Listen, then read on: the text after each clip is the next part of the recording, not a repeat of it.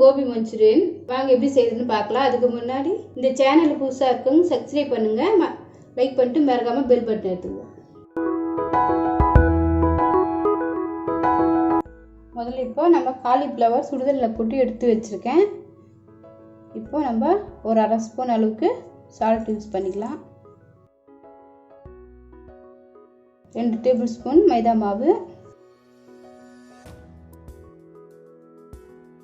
Table spoon அளவுக்கு cornflour மாவு, 2 table spoon மைதா மாவு, 2 டேபிள் ஸ்பூன் கார்ன்ஃப்ளவர் மாவு போட்டிருக்கேன். இப்போ இதை கலக்கலாம், மிக்ஸ் பண்ணிடலாம்.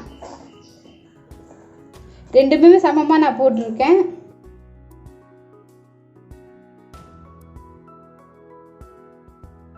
இப்போ லைட்டாக தண்ணி தெளிச்சிக்கலாம்.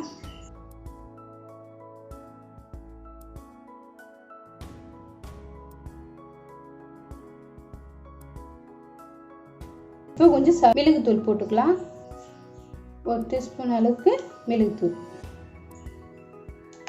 இதையும் போட்டு நல்லா மிக்ஸ் பண்ணிவிடுங்க. அவ்வளோதாங்க, இது ரெடி ஆகிடுச்சு. 10-15 நிமிஷம் ஊறணும். இது ஊறட்டும். அவ்வளோதான், ரெடி ஆகிடுச்சு. காலிஃப்ளவர் நல்லா ஊறிச்சு. ஒரு 15 நிமிஷம் வச்சு இப்போ நம்ம எண்ணெயில் போட்டு பொரிச்சு எடுத்துக்கலாம். வாங்க, இப்போ எண்ணெய் காஞ்சிடுச்சு. இப்போ நம்ம ஒன்று ஒன்றா போட்டு பொரிச்சு எடுத்துக்கலாம்.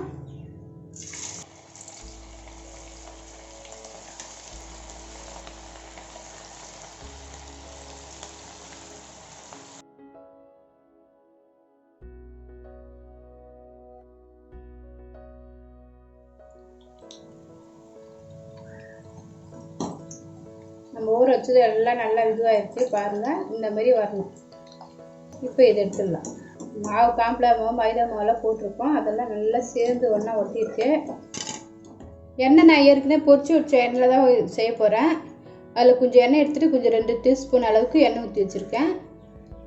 இப்போ சிறுவாக நான் அரைக்கின ஒரு முழு பூண்டு பொடியாக்கி நான் போடுறேன். இது நல்லா பொரியணும்.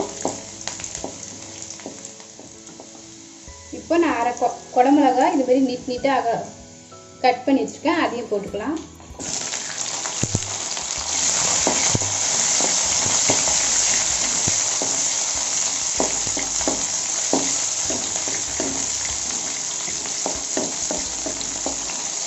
இது லைட்டாக ஒரு அளவுக்கு வதக்கட்டும்.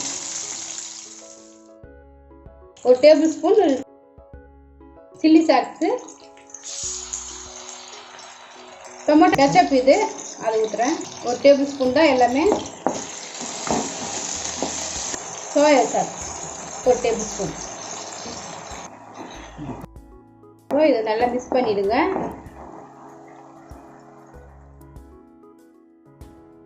ஒரு ஸ்பூன் மிளகுத்தூள் போடுறேன். எல்லாரும் மிக்ஸ் பண்ணிவிடுங்க.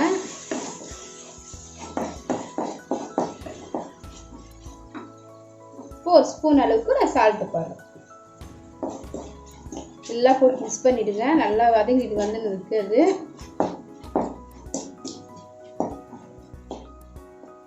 நான் ஒரு அரை டம்ளர் தண்ணி ஊற்றுறேன் சின்ன கிளாஸில். அப்போ தான் கிரேவி வரும். மீடியம் தீயிலே வச்சுக்கன்னு ஹை ஃப்ளேம் வச்சிடாதீங்க. நான் 2 ஸ்பூன் அளவுக்கு கார்ன்ஃப்ளவர் மாவு கலக்கி வச்சுருக்கேன். அதை ஊற்றிக்கலாம். அப்போ தான் திக்னஸ் கொடுக்கும் நம்ம போடுற கோபிக்கு.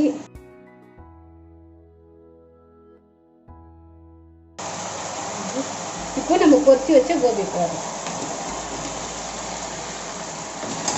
எல்லாம் நல்லா மிக்ஸ் பண்ணிடுங்க போட்டு. அவ்வளோதாங்க, இது முடிஞ்சிச்சு கோபி மஞ்சூரியன்.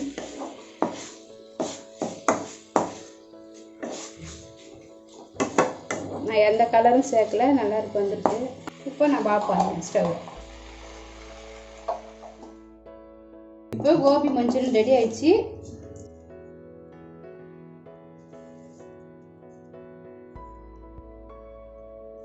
செஞ்சு பாருங்க. இதுமாரி எப்படி இருக்குன்னு கமெண்ட் பண்ணுங்க. கோபி மஞ்சூரியன் ரெடி ஆயிடுச்சு. நீங்களும் செஞ்சு பார்த்துட்டு எப்படி இருக்குன்னு சொல்லுங்கள். இந்த வீடியோ உங்களுக்கு பிடிச்சிருந்தா லைக் பண்ணுங்கள், கமெண்ட் பண்ணுங்கள், சப்ஸ்கிரைப் பண்ணுங்கள், மறக்காமல் பெல் பட்டன் எடுத்துங்க.